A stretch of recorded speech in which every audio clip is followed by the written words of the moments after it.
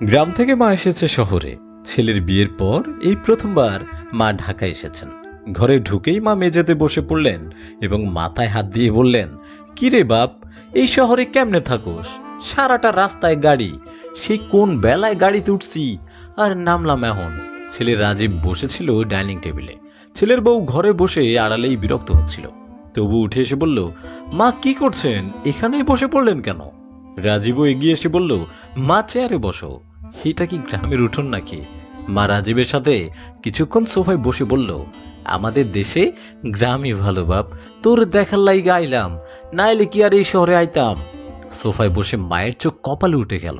Sofa টিপে টিপে দেখলেন, বাহ, কত নরম, দাম কত নিছে বাপ? রাজীব হেসে বলল, তেমন না, 2 লাখ টাকা। বাপ, তোর ঘরে আজ 2 লাখ টাকা সোফা, আর তোর বাপের 200 টাকার বাঁশের মুড়ো কিনতে কষ্ট হয়ে যাইতো অভাবে।